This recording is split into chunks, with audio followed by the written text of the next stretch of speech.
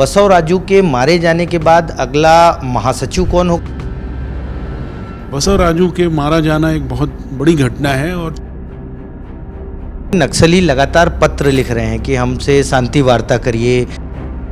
ये देखिए, ऑपरेशन जब से तेजी से चलना शुरू हुए और लोग मारे जाने लगे, सरेंडर होने लगे, तो शांति वार्ता की बात करते हैं।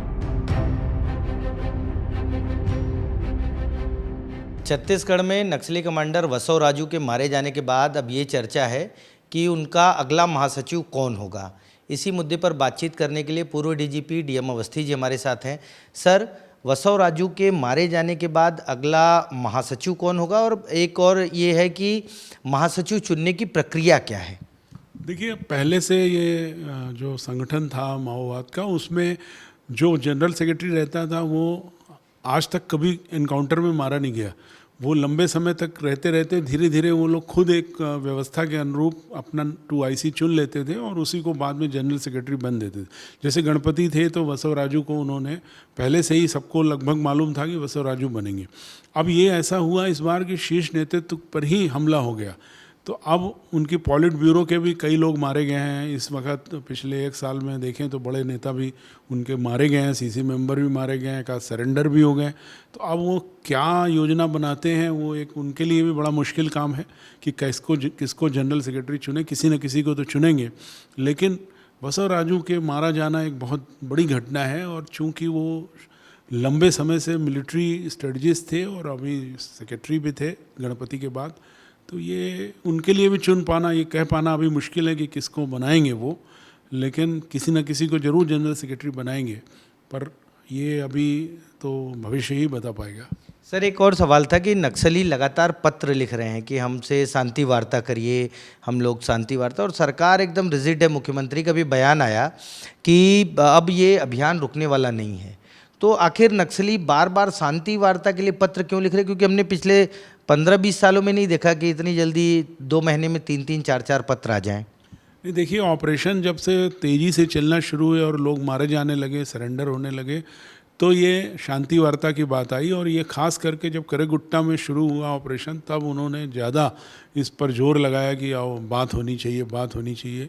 मुझे ऐसा लगता है कि जब भी नक्सल नेता, बड़े कमांडर्स जब डिफेंसिव स्थिति में आ जाते हैं, उनको लगता है कि ऑपरेशनल अप्रोच इतनी तगड़ी है कि हम भी मारे जा सकते हैं, तो वो शांति वार्ता की बात करते हैं। और ऐसा सचमुच में पहले कभी नहीं हुआ कि वो बार बार खुद ही शांति वार्ता की बात करें।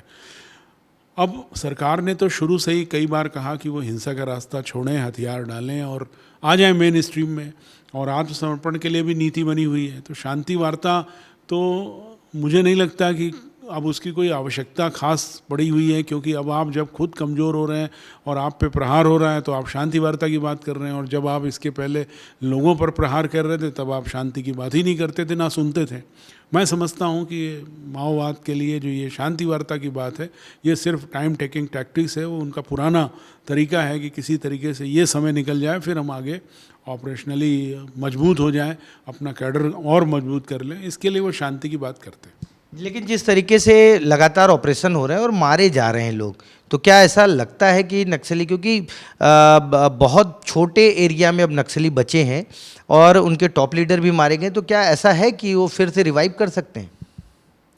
देखिए, छत्तीसगढ़ का जहाँ तक विषय है, और ख़ास करके माओवाद का सबसे ज़्यादा प्रभाव इस समय देश में छत्तीसगढ़ में ही था, और झारखंड में ख़त्म हो चुका है, बिहार में भी कम हुआ है। तो ये ऑपरेशन जो अभी चल रहे हैं, उससे मुझे लगता है कि छत्तीसगढ़ भी इनको छोड़ना पड़ेगा। और अब थोड़े बहुत जो उनके बड़े कमांडर बचे हुए हैं छत्तीसगढ़ में, अगर कहीं गलती से वो भी ऑपरेशनली एलिमिनेट हो गए या इनकाउंटर में मारे गए तो ख़त्म ही हो जाएगा बिल्कुल माओवाद।